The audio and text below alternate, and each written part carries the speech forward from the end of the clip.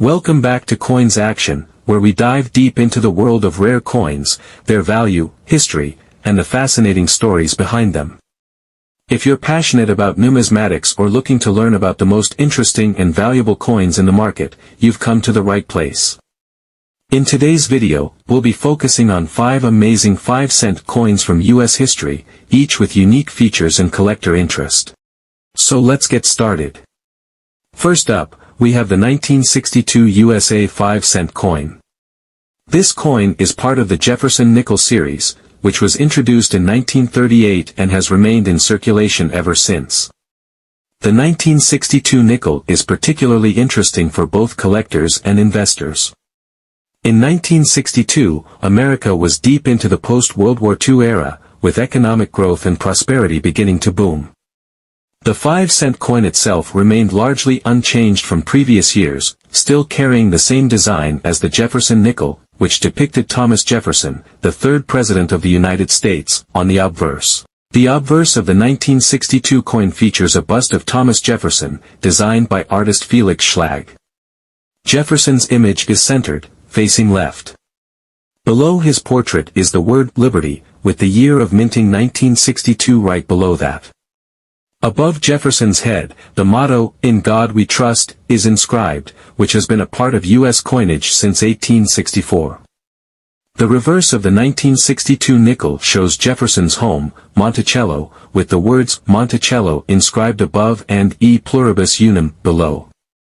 Regarding mintage, the 1962 nickel was produced in both Philadelphia and Denver mints. The total mintage for the 1962 Philadelphia nickel was just over 141 million, while the Denver mint produced about 44 million.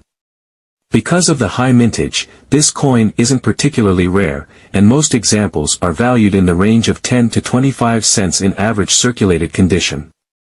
However, there are some interesting error coins from this year. Some 1962 nickels show double dies, a type of error where the coin's design was struck twice. These errors can add significant value to the coin, with well-preserved examples fetching upwards of $500 or more. Overall, the 1962 5-cent coin remains a favorite among collectors of U.S. nickels, but it's not considered rare unless found in high-grade condition or with an error. Next, we moving on to the 1977 USA 5-cent coin, another Jefferson nickel that was produced during a particularly turbulent time in American history. In 1977, the U.S. was dealing with economic challenges like high inflation and a struggling post-Vietnam War economy. The 1977 nickel, however, is still a favorite among collectors for several reasons. While 1977 might not be remembered for any major historical events tied directly to coinage, it was a pivotal year for the economy. Inflation was on the rise, and interest rates were climbing, which had a lasting effect on coin production and currency circulation in the U.S. The design of the 1977 Jefferson nickel remains largely unchanged from previous years. It features the same portrait of Thomas Jefferson on the obverse, with the word Liberty and the year 1977 inscribed. The reverse, featuring Jefferson's home, Monticello, was designed by John Sinek. The coin also displays the phrase E pluribus unum and Monticello. Over 200 million 1977 nickels were produced at both the Philadelphia and Denver mints combined. This makes the 1977 nickel another common coin in circulated condition. In general, they are worth about 10 to 25 cents, although well-preserved, uncirculated coins can be valued higher. Collectors look for specific variations and errors in the 1977 nickel, such as double dies and misstrikes. The most popular error with this coin involves a misalignment between the obverse and reverse dies, which can lead to some interesting designs and higher value coins. Next, we have the 1965 USA 5-cent coin.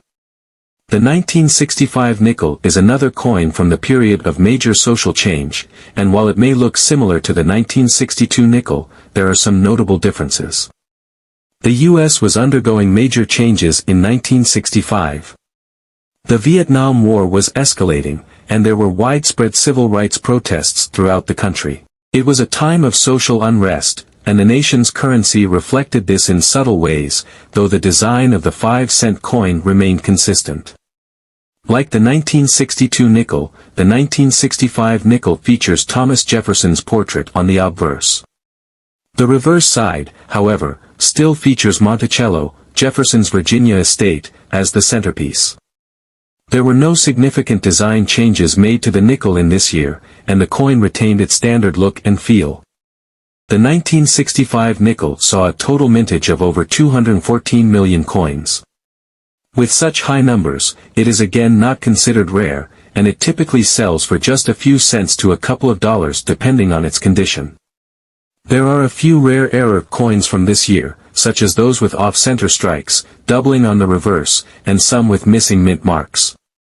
Error coins from 1965 can be worth significantly more, ranging from $200 to $500 depending on the rarity of the error.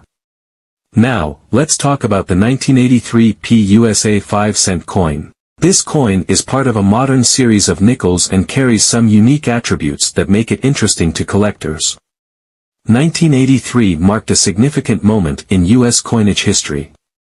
This was the year the U.S. Mint first began producing coins with the P Mint mark to signify the Philadelphia Mint. The economic situation in 1983 was relatively stable compared to the 1970s, but the U.S. was still dealing with inflationary pressures. The 1983 P nickel is similar in design to earlier Jefferson nickels. The obverse features a portrait of Thomas Jefferson, and the reverse shows Monticello. But the P mint mark, which was introduced in 1980, appears on the reverse side beneath the building. The total mintage of the 1983 P 5-cent coin was just over 467 million. With such a high production run, these coins are relatively easy to find, and they are not highly valuable in standard circulated condition. However, certain errors can make the 1983 P nickel more desirable. For example, there are reports of coins with double dies and off-center strikes that have garnered the attention of collectors. These error coins can be worth anywhere from $300 to several. Next up we'll be taking a detailed look at a coin that holds a special place in U.S. numismatic history, the 1954 USA 5-cent coin, more commonly known as the 1954 Jefferson nickel. We'll go into its historical context, design features, mintage details, market value, common errors, and what makes this particular coin so interesting to collectors. So, grab your magnifying glass, because we're about to dive into the details. Let's get started. To truly appreciate the 1954 USA 5-cent coin, we first need to take a step back in time. The year 1954 was part of the post-World War II era, a time when America was experiencing significant social and economic change. The country was moving forward into the era of prosperity, the rise of consumerism, and the early days of the Cold War. During this time, the U.S. Mint was busy producing coins to meet the demand of an expanding economy. One of the most notable coins being produced during this period was the Jefferson nickel, which had been introduced in 1938 as a replacement for the Buffalo nickel. By 1954, the Jefferson nickel had been in circulation for over a decade and had already undergone various design and minting changes. However, 1954 was unique in several ways, and this coin would soon become a key date in the long history of the Jefferson nickel series. Now, let's take a close look at the design features of the 1954 USA 5-cent coin. It's part of the Jefferson nickel series, and as such, it shares much of the same design as earlier issues. Let's break down the obverse and reverse of the coin. On the front of the 1954 nickel, you'll find a portrait of Thomas Jefferson, the third President of the United States, and one of the Founding Fathers. This portrait was created by artist Felix Schlag, who won a design competition in 1938. The profile of Jefferson is shown facing to the right, with the inscription, Liberty, along the top edge, the year of minting, 1954, directly below his bust, and, In God We Trust, above his shoulder. The coin's motto, E Pluribus Unum, which translates to, out of many, one, is also inscribed across the coin's top edge. Jefferson's likeness on the nickel is known for its dignified simplicity, which reflects the country's respect for Jefferson's role in shaping American ideals.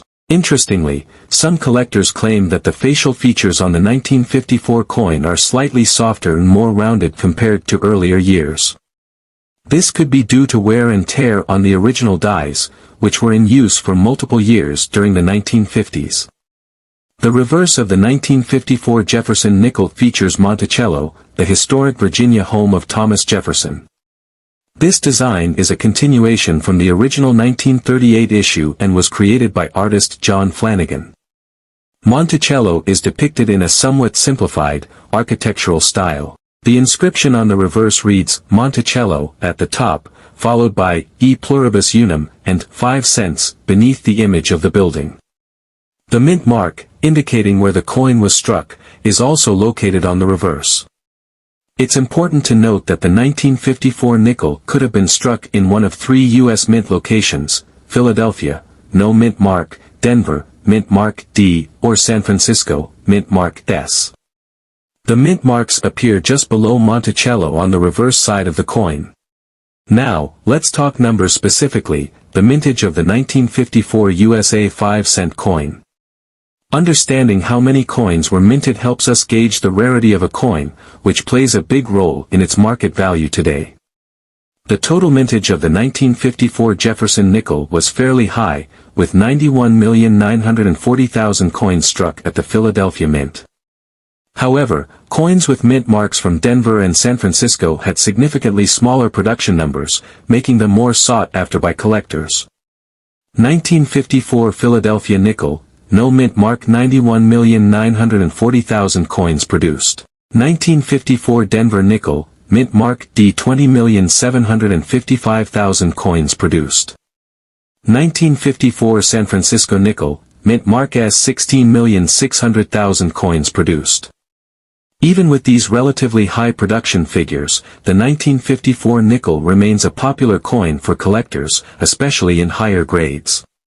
The key to its value lies in the coin's condition, rarity, and any potential errors or unique features that may make a particular piece stand out. In terms of market value, a typical 1954 Jefferson nickel in average circulated condition, such as a grade of good 4, can be found for around $200 to $500. However, uncirculated examples in mint state, especially those graded MS 65 or higher, can fetch anywhere from $700 to $1,500.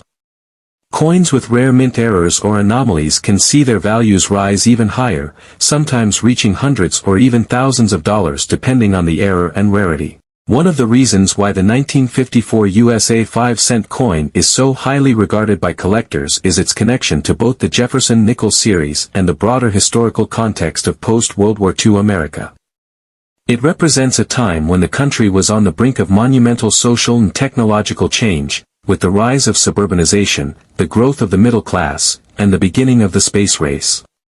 But beyond that, collectors love the 1954 nickel for its aesthetic appeal and the historical significance of Jefferson himself. The coin's design has stood the test of time, and it continues to be a favorite among those collecting U.S. coins from the mid-20th century. What really sets the 1954 coin apart from other Jefferson nickels is its relatively low mintage numbers at the Denver and San Francisco mints. These mint-marked versions of the coin are often harder to find in high grades, which makes them especially attractive to serious collectors. Moreover, coins with the S mint mark, struck at the San Francisco Mint, are particularly valued in higher grades. Another reason the 1954 Jefferson nickel holds collector interest is its potential for errors or variations. As with any coin, small imperfections or minting mistakes can lead to valuable discoveries. Error coins from this period can range from minor die cracks to more significant flaws, such as double strikes or off-center minting. While such errors are relatively rare, finding one can significantly increase the value of a coin. For collectors focusing on complete sets of Jefferson nickels, the 1954 coin serves as an essential part of the series. Its availability in a variety of grades from heavily worn coins to pristine, uncirculated pieces means that collectors at all levels can find a version of the 1954 nickel that fits their collection goals. As with any coin series, the 1954 Jefferson nickel has its share of interesting errors. While not as widely known for dramatic mistakes like some other coin series, the 1954 nickel does feature a few varieties and errors that can catch a collector's eye. Double die errors are one of the most common types of mistakes found on U.S. coins, and the 1954 Jefferson nickel is no exception. A double die error occurs when the die used to strike the coin was misaligned during the minting process, creating a slight doubling of the image. On the 1954 nickel, the most common double die errors are found in the lettering, particularly on the word Liberty.